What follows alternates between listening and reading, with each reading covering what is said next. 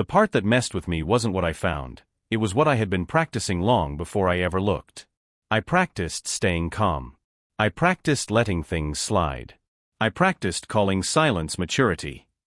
And while I was perfecting that, the story kept moving without me. Nothing blew up. Nothing forced a conversation. It just quietly rearranged itself around my patience. By the time I stopped managing the piece and started asking real questions, there was nothing left to interrupt. The truth didn't arrive like a shock, it arrived like confirmation that my absence had already been accounted for. Have you ever looked at your phone, seen a message pop up, and known, before you even opened it, that something wasn't right? Not because of what it said, but because of how calm you suddenly felt reading it. That was me at exactly 9:17 p.m., when her name lit up my screen, and I smiled, not out of happiness, but out of certainty, the kind that settles in your chest when your instincts have already accepted what your mind was still pretending to debate. Hey love, Paris is unbelievable. The girls and I decided to stay 2 more weeks. Hope that's okay. Miss you.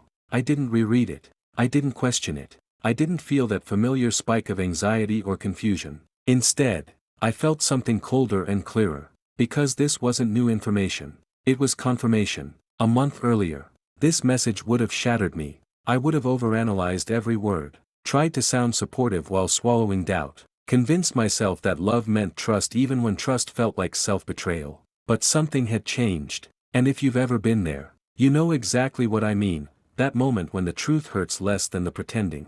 I stared at the screen for a few seconds longer than necessary, not because I was unsure, but because I was deciding how clean I wanted the ending to be. Then I typed one sentence, slowly, without shaking hands or dramatic pauses: enjoy Paris with Ethan. The divorce papers will be ready when you return. I hit send. And then I did something most people only fantasize about but rarely follow through on. I blocked her everywhere. Phone, email, social media.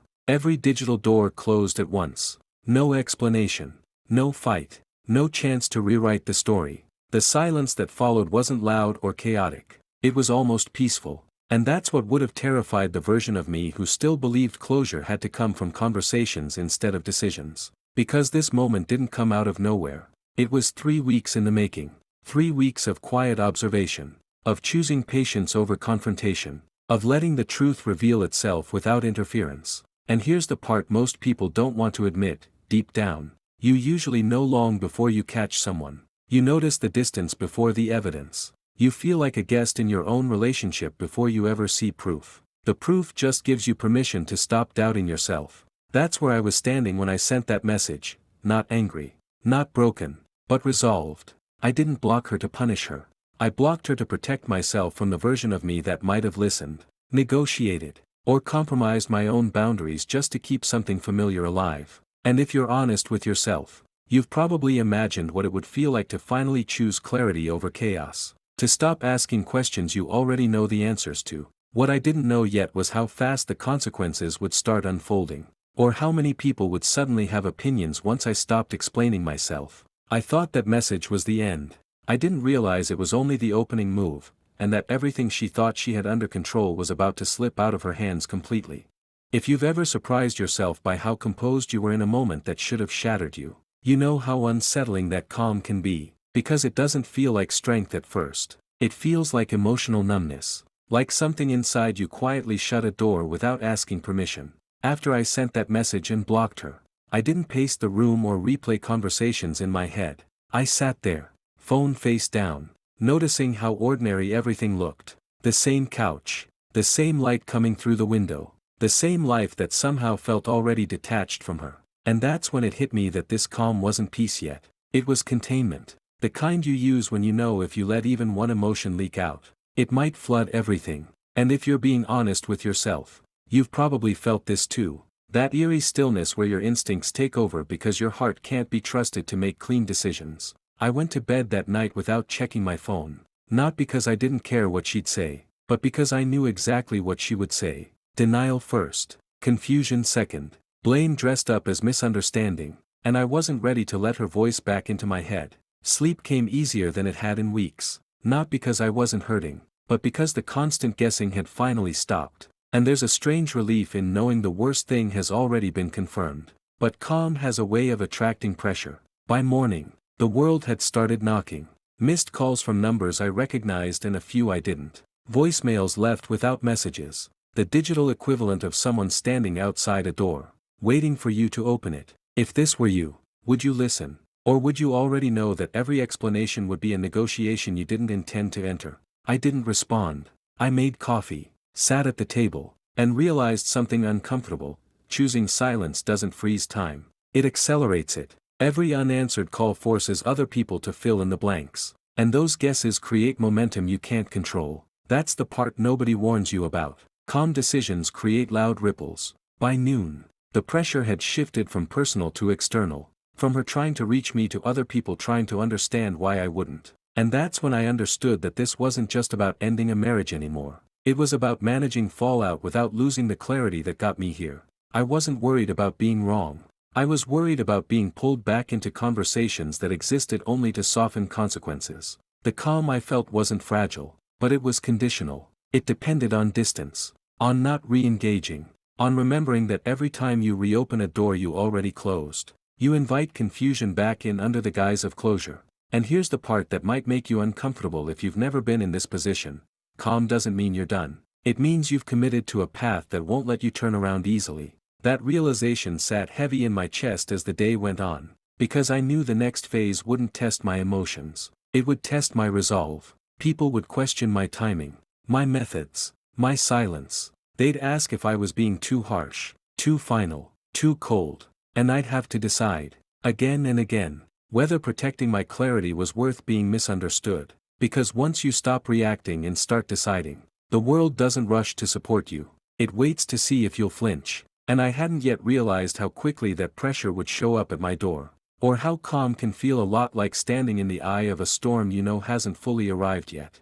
It didn't start with a confession or a late-night argument or anything dramatic enough to justify immediate panic. Which is usually how the real damage begins, quietly, disguised as something so small you almost feel silly questioning it. For me, it was a single charge on our joint credit card, a little over $400. Posted on a Tuesday afternoon to a boutique hotel downtown, the kind of place people book when they want privacy, not convenience. We lived 20 minutes away, close enough that the charge didn't scream emergency, just close enough to feel unnecessary. And if you've ever caught yourself staring at a number on a screen longer than you meant to, wondering whether you're being paranoid or perceptive, you know how that moment stretches. I didn't confront her right away. I didn't screenshot it or send a pointed text. I let it sit there, unresolved. Because the most dangerous thing at this stage isn't the detail itself. It's what happens when you rush to explain it away. That's how instincts get silenced. When I asked her about it later that evening,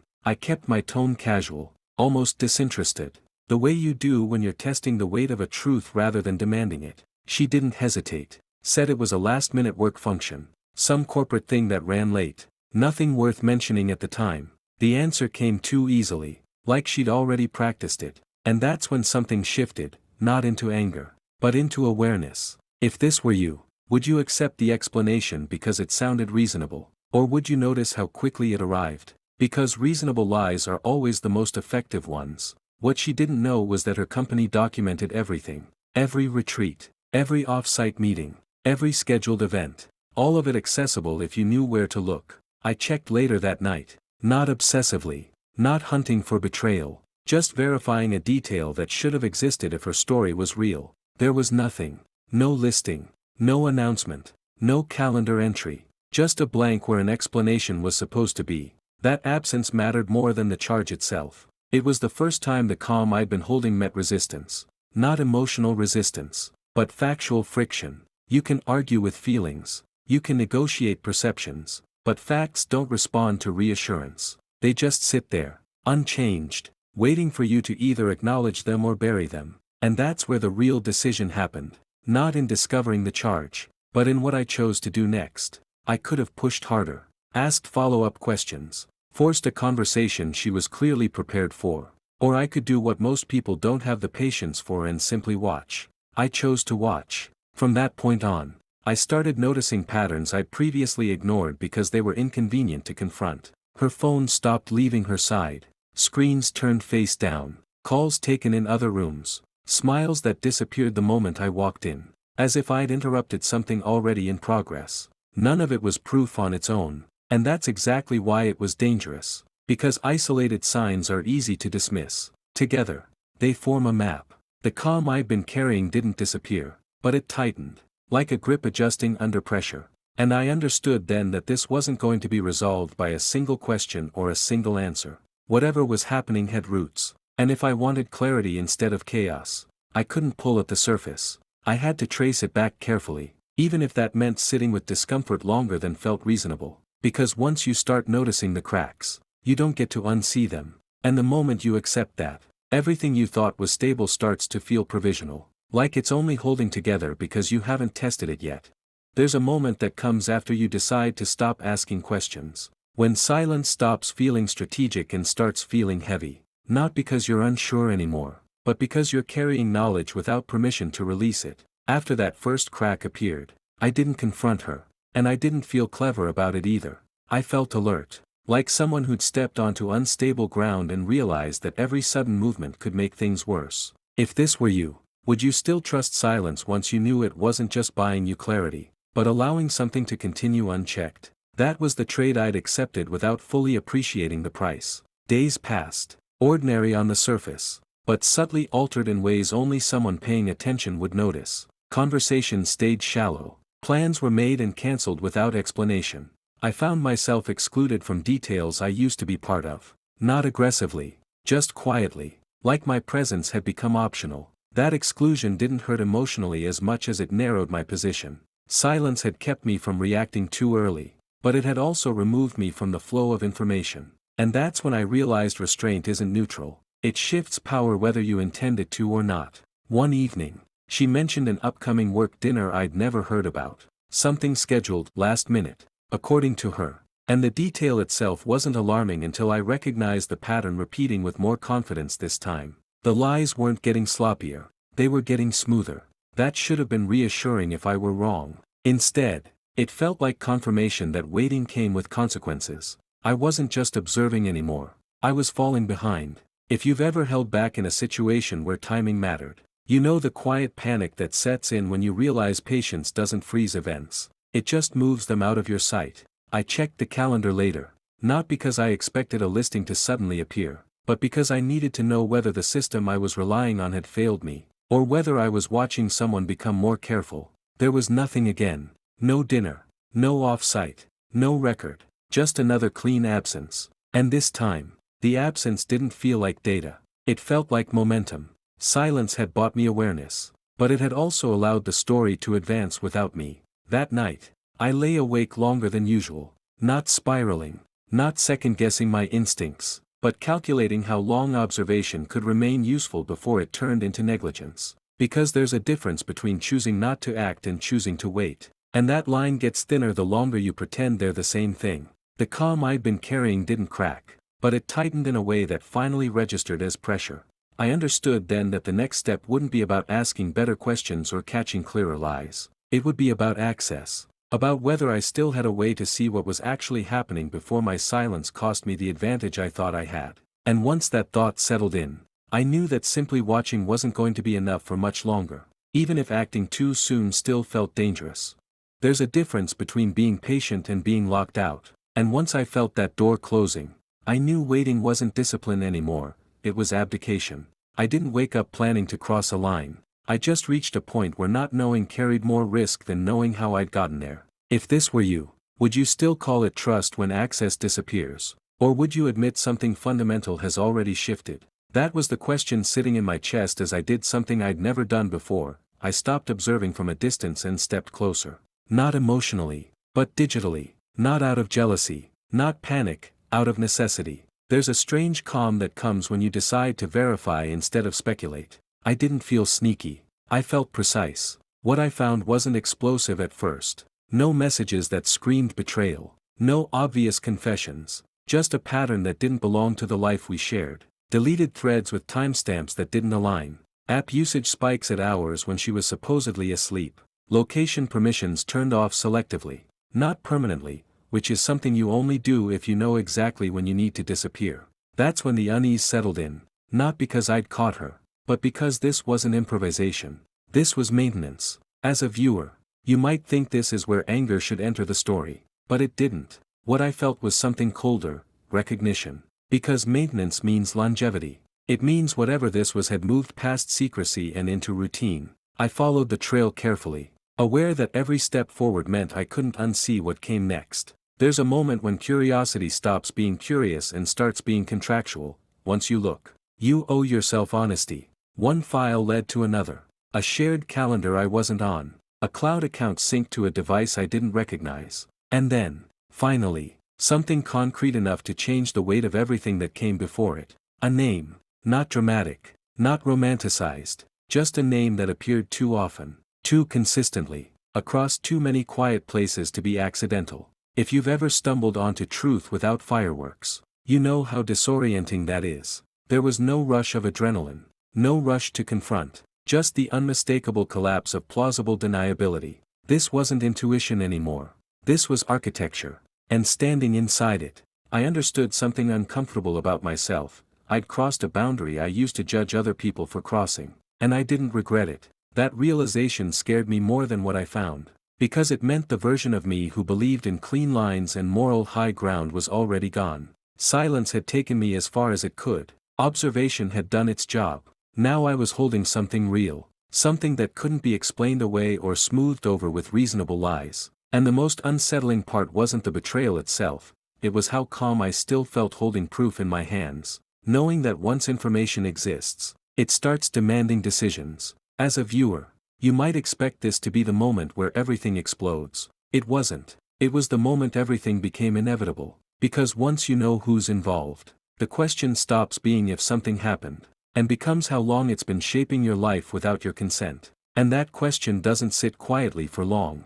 Proof doesn't arrive like a revelation, it settles in quietly and changes the air before you realize you're breathing differently. And once I had enough of it, I stopped looking for moments and started reconstructing days, lining up timestamps, locations, and absences until coincidence became impossible and overlap became undeniable. Dinners, late meetings, unexplained gaps that aligned too cleanly with his activity to dismiss without lying to myself. And if this were you, you'd know the shift I mean, the point where doubt dies not emotionally but structurally. Where your body reacts before your thoughts because knowledge like that doesn't ask permission. It isolates you, turns ordinary conversations into performances, and forces you to carry information you're not ready to deploy. I wasn't angry yet. I was alert. Because once proof exists, your biggest risk isn't ignorance but leakage. One wrong question or tonal shift tipping off someone who's been maintaining a system for months. So I stopped reacting and started documenting.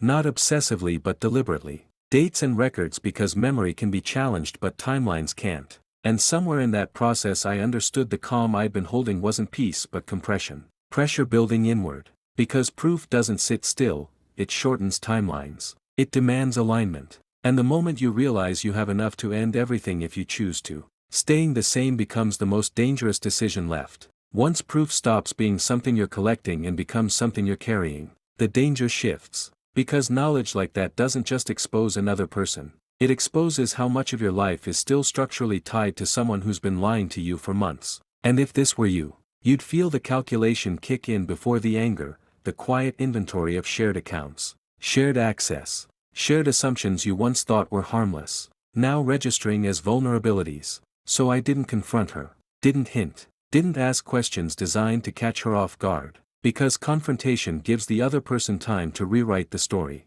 And I wasn't interested in drama.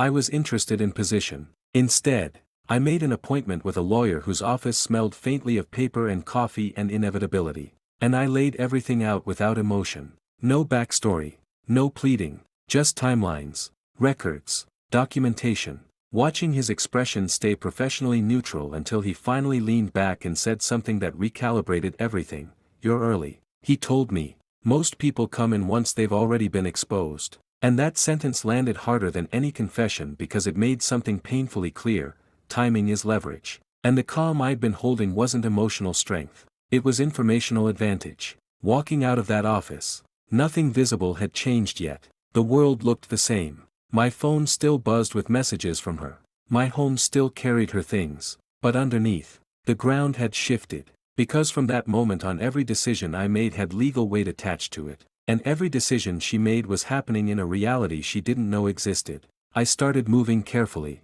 not secretly but deliberately, separating finances in ways that wouldn't trigger suspicion, documenting assets, changing passwords quietly, not out of revenge but containment. Because once you understand how long someone has been maintaining a double life, you realize how quickly they can pivot when threatened. And I wasn't going to give her that opportunity. If you've ever been in this position, you know the strangest part isn't fear, it's discipline. The discipline it takes to smile through conversations that now feel performative, to listen without reacting, to let someone believe they're still steering while you're already planning an exit they can't interrupt. And every day that passed tightened that imbalance. Because she thought time was neutral, that absence bought safety, when in reality time was working against her, compressing options, locking in consequences she hadn't accounted for. The calm didn't disappear during that period.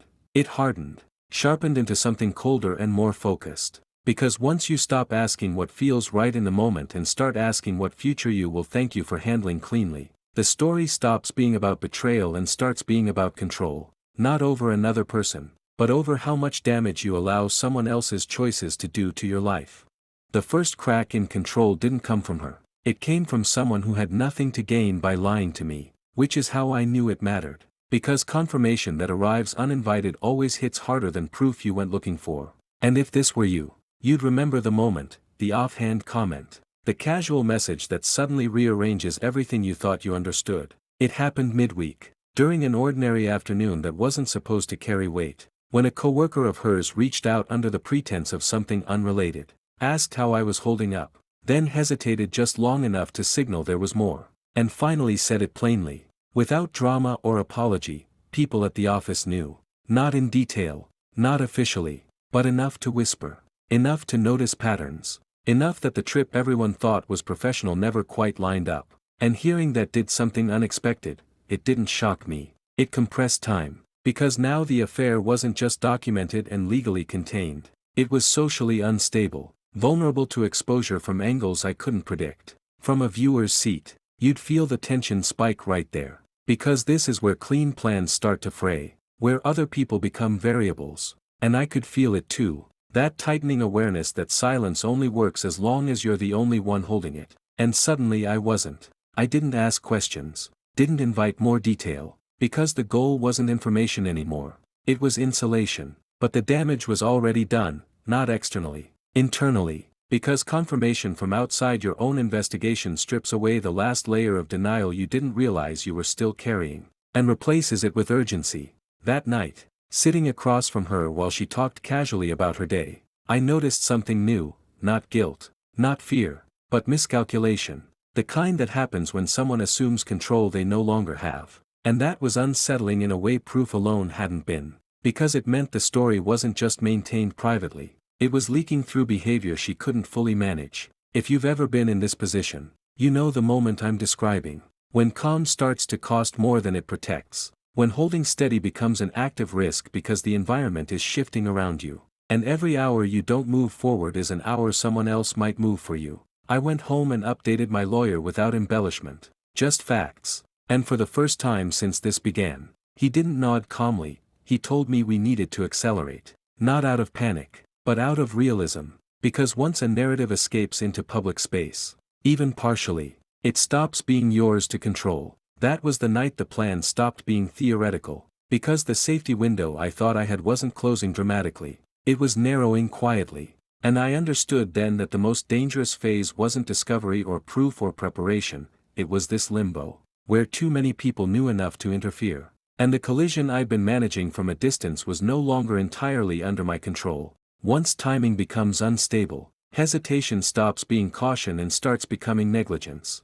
And that's the point where you either act decisively or accept that someone else will shape the outcome for you. And if this were you, you'd recognize the feeling, not panic, not anger, but compression. The sense that the window you thought was wide is now narrowing faster than expected. So I stopped thinking in terms of preparation and started thinking in terms of commitment. Because every plan reaches a moment where it has to leave your head and enter the real world. I met with my lawyer again 2 days later, earlier than scheduled. And this time the conversation wasn't about options. It was about sequence. What gets filed first? What protections trigger immediately? What actions can't be undone once started. And hearing it laid out that way stripped the situation of any remaining ambiguity. Because paperwork doesn't care how conflicted you feel, it moves forward regardless. We finalized filings that afternoon. Not dramatically, not ceremoniously, just signatures and confirmations. But the weight of it settled in slowly, because this wasn't exposure or confrontation.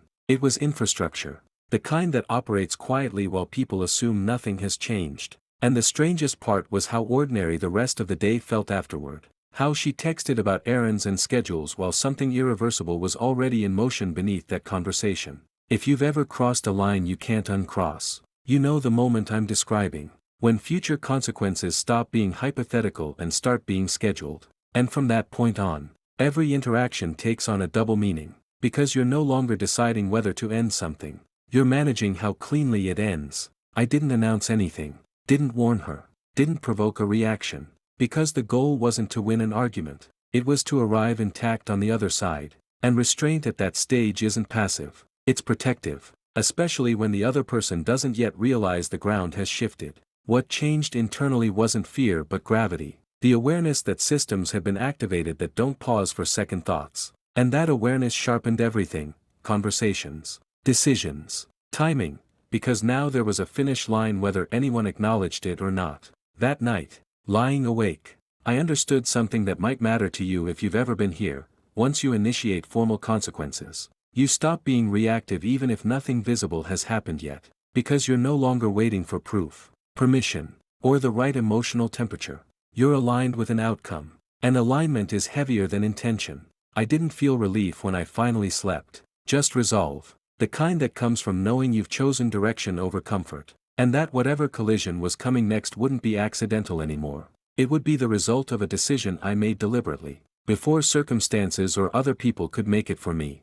The first sign that reality was catching up didn't arrive loudly. It slipped in sideways. The way problems do when they've been building underneath conversations that assume stability. And if this were you, you'd recognize the moment instantly, the shift in tone before the words even land. Because that afternoon she asked a question she'd never asked before.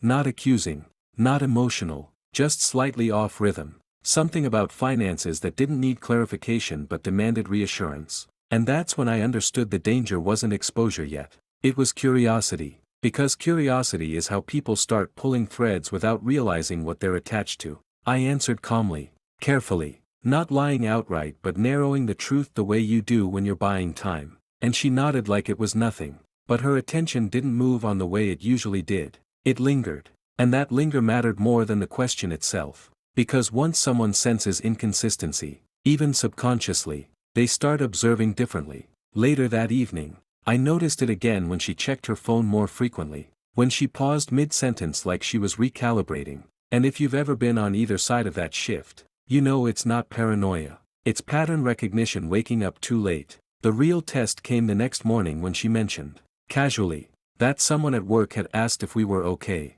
said I seemed distracted lately.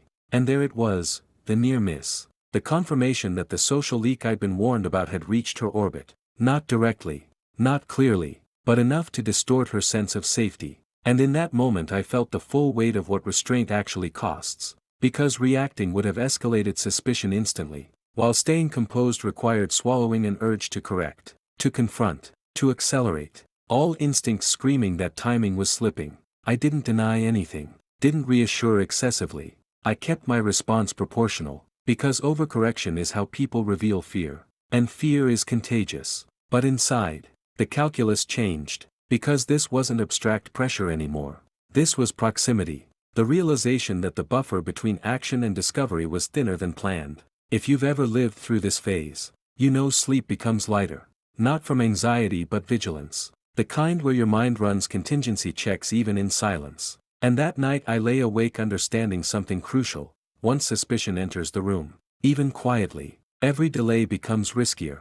Because now you're not just managing your own timeline. You're reacting to someone else's evolving awareness. The next day I updated my lawyer again, brief and factual. And his response was immediate. We're inside the window now. Which isn't something you want to hear unless you're ready to move. Because it means the margin for error is gone. Outwardly, nothing exploded yet. No confrontation. No accusations. No scenes. but the equilibrium had cracked. And from a viewer's seat, you'd feel it too, that sense that the story has crossed from controlled execution into unstable contact, where the next move won't just advance the plan, it will determine who gets caught standing in which reality when everything finally becomes visible.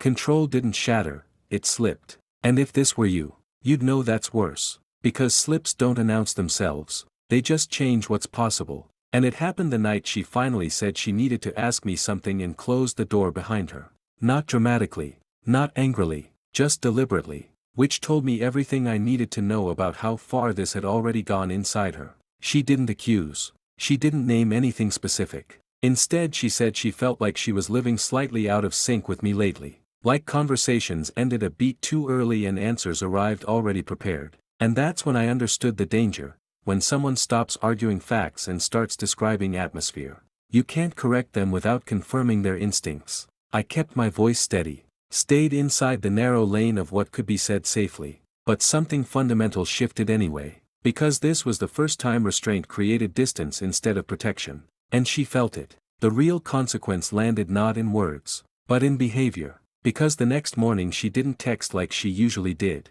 didn't ask about my day, didn't share small updates, and by evening she said she was staying late at work without offering context, which might sound minor, but it wasn't. It was the first autonomous move either of us had made since this started. And it wasn't mine. From a viewer's seat, this is where the imbalance changes shape, because secrecy is no longer one-sided, and when both people start managing information, the relationship itself becomes unstable. The confirmation came 2 days later when I learned, indirectly, that she'd reached out to someone we both knew under the pretense of casual concern, asking whether they'd noticed anything off between us lately. And that's when it became clear she wasn't searching for proof yet. She was assembling permission. And if you've ever watched that process unfold, you know what it leads to. Once someone crowdsources their doubt, they rarely come back to silence. This wasn't exposure, but it was escalation. Because now the narrative was moving without me. And for the first time since Module 5, I wasn't the only one acting on incomplete information. The decision point arrived quietly that night, sitting alone after she'd gone to bed early.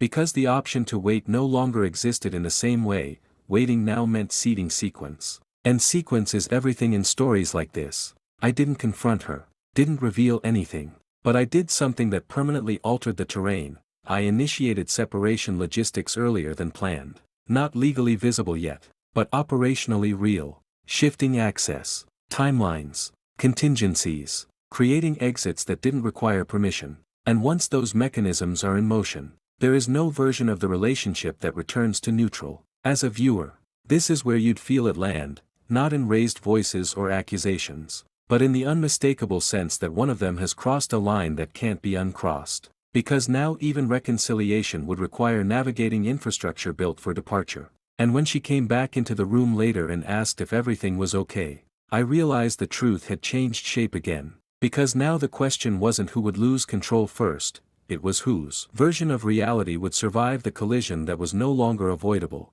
The moment didn't arrive with shouting or accusations, it arrived with a file name she didn't recognize, sitting open on the shared laptop like it had always belonged there. And if you've ever watched someone discover something before they're emotionally prepared to understand it, you know the silence that follows isn't calm, it's shock. She didn't confront me immediately, didn't storm into the room, didn't ask questions. Because what she saw wasn't a message or a confession. It was structure, dates, timestamps, folders organized by relevance rather than emotion. And the kind of order that doesn't exist unless someone has already accepted a truth they no longer need to argue with. From a viewer's seat, this is the first undeniable external consequence. Because the secret isn't inferred anymore, it's encountered. And once knowledge is encountered directly, there's no version of the story where it becomes theoretical again. She finally asked my name from the doorway, not angry, not scared, but measured in a way that told me she already understood the implication of what she'd found. And when I didn't answer immediately, that hesitation did more damage than any explanation could have, because silence at this stage no longer reads as restraint, it reads as confirmation. The confrontation itself was brief and oddly procedural, not because either of us lacked emotion, but because emotion had been outrun by timing. And she said the sentence that marks the true collapse of relationships like this: how long have you been planning this? Not, what is this? Or why? But how long? Which tells you the discovery has already reshaped the past. I didn't deny it, didn't justify it, because denial would have been insulting at this point, and justification would have revealed more than she deserved to access. And that was the real shift. The power dynamic no longer depended on who knew what, but on who had already moved on structurally. The fallout didn't explode outward yet, but it detonated inward, because she realized in real time that the future she thought she was negotiating had already been exited. And that realization changes behavior instantly. Her tone hardened, her questions sharpened, and her assumption of leverage disappeared, replaced by urgency. As a viewer, this is where you feel the cost land, because this isn't a dramatic reveal meant to shock. It's a practical exposure that removes options, and when options disappear, people reveal who they are. She asked if there was still a way to fix this, and the question itself confirmed what she had lost, because fixes only exist when damage is mutual and ongoing, not when one side has already secured exits. The final consequence arrived quietly that night when she packed a bag and left without slamming doors or issuing threats, which is always the most telling response. It's the behavior of someone who understands they've lost position and needs time to recalibrate. From a retention standpoint, this is the moment the story permanently changes shape, because secrecy has ended, confrontation has occurred, and separation is no longer hypothetical. And as I sat alone afterward, the truth became unavoidable. The most dangerous phase was over, not because the pain had peaked, but because now everything that followed would be visible, documented, and irreversible. And as a viewer, you'd know exactly what that means. The fallout hasn't finished yet, but the collision everyone has been waiting for has finally happened, and there's no quiet way back from it. The fallout didn't arrive loudly, it arrived sideways, through silence that suddenly had witnesses, because the first thing that changed after she left wasn't the house. It was the narrative vacuum she stepped into, and if you've ever watched a vacuum form, you know it doesn't stay empty for long. It pulls everything nearby toward it. People didn't ask me what happened, they asked me how I was doing, which is how you know a story is already moving without you.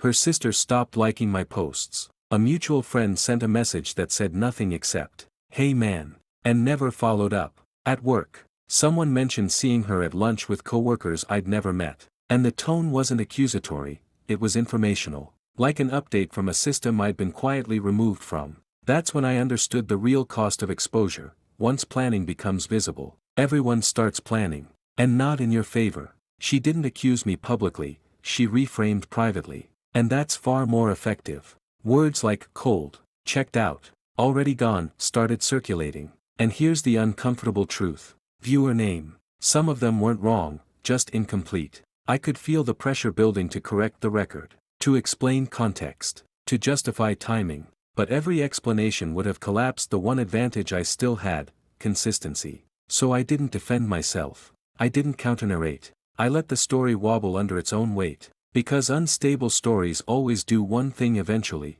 they overreach. The lawyer warned me this would happen, not with drama but with miscalculation. She'd try to regain footing by accelerating sympathy before facts settled. And acceleration creates friction. It showed up fast. A message forwarded to me from someone who shouldn't have been involved. A version of events that required too many assumptions to hold. Small contradictions stacking like loose screws. And I watched. Not because I enjoyed it, but because intervening too early would have stabilized it. That was the hardest part, knowing I could clarify and choosing not to. Because clarity now would protect her more than it would protect me. What surprised me wasn't her strategy. It was how many people waited to see which version would survive before committing emotionally. Loyalty, I learned, is often deferred until certainty appears. By the end of the week, the same people who avoided eye contact started asking careful questions. Not about feelings, but about timelines. Not, "Are you okay?" but, "When did things change?" That shift matters. It's the moment a narrative stops being emotional and starts being logistical. And once logistics enter the room, outcomes stop being negotiable. I went home to a quieter house and realized something else had shifted too. I wasn't managing damage anymore, I was managing consequences. The story no longer belonged to either of us individually. It belonged to the system now. And systems don't care who feels misunderstood. They care who planned better, who moved earlier, and who stays consistent when pressure tries to rewrite memory. The first real consequence didn't come from her, it came from urgency. Because when narratives start slipping, People don't confess. They act. And the call I got wasn't emotional or angry. It was practical in the most revealing way possible. Her voice careful, measured, asking about paperwork she suddenly needed for clarity. Which is how you know someone has realized control is leaving their hands. And if this were you, viewer name, you'd recognize the shift immediately. This wasn't curiosity anymore. It was containment. And I said less than she expected. Not to provoke her, but because over-explaining now would expose alignment I couldn't afford to reveal. That's when she pushed. Not with accusation, but with urgency disguised as cooperation. Talking about being fair, keeping things clean, suggesting timelines that benefited speed over accuracy. And in that moment I understood the danger. She wasn't trying to understand what happened. She was trying to close the window before the system did it for her. The lawyer warned me this move would come, not as conflict, but as acceleration, because once someone realizes the story won't hold, they try to lock outcomes before scrutiny arrives. And that's exactly what this was. I declined to rush anything, calmly, formally, and the reaction was immediate, not explosive, but destabilized. The next day, I received messages from people who had no reason to be involved, asking strangely specific questions about dates and finances, which told me she wasn't just talking anymore. She was triangulating, trying to anchor her version before documentation did. But documentation doesn't bend. By the end of that week, the first visible fracture appeared, a formal notice from her attorney, filed hastily, imperfectly, with inconsistencies that mirrored the emotional urgency behind it. That filing changed everything, because it pulled the situation out of social ambiguity and into record. And records don't care who speaks first, they care who is accurate. The response from my side was slower, heavier, deliberate, and when it landed, it corrected timelines without commentary, which is the most unsettling kind of opposition, because it doesn't argue, it replaces. That's when the tone shifted everywhere. Conversations stopped being supportive and started being cautious. People who had repeated her version stopped repeating anything at all. And here's the thing no one tells you about moments like this. The person who rushes first usually believes speed equals safety. But speed only works when there's nothing to verify. Once verification enters, acceleration becomes exposure. The last message she sent that week wasn't angry or defensive, it was short, unsettled, asking if we could talk soon. And that's when I knew the balance had changed permanently. Because people don't ask to talk when they're winning control, they ask when they feel it slipping. And from that point forward, this was no longer about whose story survived, it was about who could live with what was now impossible to undo. The emotional fallout didn't come as an explosion, it came as erosion. Because once the filings existed, once the timelines were fixed, her reaction stopped being strategic and started being human. And that's when things finally got messy in ways no planning could soften. The first sign was the call she made late one night. Not angry, not pleading, just disoriented, asking questions she already knew the answers to, circling dates we'd already locked into record. And if you've ever heard someone realize in real time that options are gone, viewer name, you know the sound. It's not panic, it's disbelief. She talked about fairness again, but this time without confidence. Like the word itself might reopen doors that paperwork had quietly sealed. And when I didn't engage the way she expected, when I stayed factual instead of reassuring, her composure cracked. Not loudly, but enough for the truth to slip through. She hadn't prepared for what it feels like when the system stops negotiating. After that call, the losses started stacking in ways she couldn't reframe. Mutual friends didn't just go quiet, they disengaged. Not out of loyalty to me, but out of discomfort. Because once records exist, neutrality becomes safer than belief. A project at her workplace got reassigned temporarily, which is the kind of word that never means what it says. And I didn't hear it from her, I heard it from someone else, which told me she was already losing control of how her life updates traveled. The hardest moment wasn't dramatic at all. It was the afternoon she came by to collect the last of her things, moving through the house like a guest who knows she won't be invited back, pausing at places where memories used to live, not crying, just unsettled, because nostalgia doesn't protect you when consequences are active. She tried once more to talk, not to fix us, but to anchor herself, asking if I really thought things had to be this severe. And that word landed heavier than anything else, because it revealed what she still didn't understand. Severity wasn't something I chose. It was something triggered by actions long before I stopped speaking. When she left that day, It wasn't with final words or slammed doors. It was with resignation. The kind that settles when someone realizes their version of the future no longer matches the shape of reality. And standing there afterward, in the quiet she left behind, I finally felt the weight everyone assumes comes earlier, not relief. Not victory, but loss without confusion. The story people tell themselves about consequences is that they arrive as punishment. But that's not how it works. They arrive as alignment. Everything simply moves to where it was always headed once truth stops being negotiated. And the cost isn't paid all at once, it's paid in access, in reputation, in the slow understanding that some exits close so cleanly they don't make noise when they lock. What came after wasn't healing in the way people like to talk about it. There was no sudden clarity, no sense of being better, just space. And space is uncomfortable when you're no longer distracted by survival, because it forces you to sit with the parts of yourself that adapted quietly while you weren't watching. The house felt different, not emptier, but quieter in a way that revealed habits I hadn't realized were compensations, the way I timed my evenings around someone else's moods, the way silence used to mean tension instead of rest. And if you've ever reached this stage, viewer name, you know how strange it is to realize that peace doesn't arrive as relief. It arrives as unfamiliarity. People asked how I was doing, and for the first time I didn't reach for a story that made sense to them. I answered honestly, which was usually something unsatisfying like adjusting. Because the truth is, alignment doesn't feel like winning, it feels like recalibration. I noticed how often I'd minimized my own instincts to keep systems stable, how much energy had gone into managing friction instead of building direction. And none of that made me angry anymore, it just made it visible. The strangest part was realizing that the control I'd exercised throughout the process wasn't about her at all. It was about reclaiming authorship over my own time. Time spent explaining, time spent waiting, time spent doubting what I already knew. Once those negotiations ended, the days didn't suddenly become joyful, they became clean.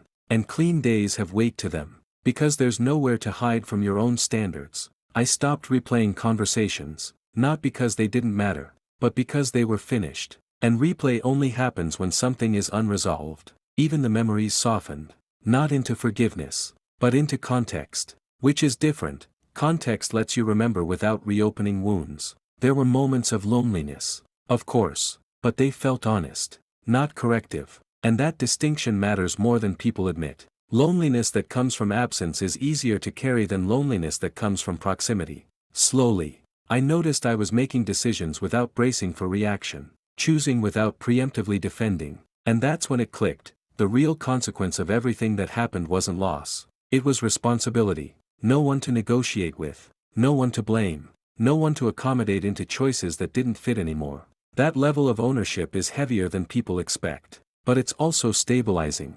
Looking back, I don't frame what happened as betrayal anymore, not because it wasn't, but because betrayal is a word that keeps you oriented towards someone else's failure. What mattered more was the moment I stopped participating in a reality that required me to doubt myself to maintain peace. Everything after that was just alignment catching up. And standing there, in a life that finally matched what I knew rather than what I hoped, I understood something I couldn't have earlier. Endings don't give you closure, they give you standards. And once your standards are clear, the future doesn't need to be exciting to be right.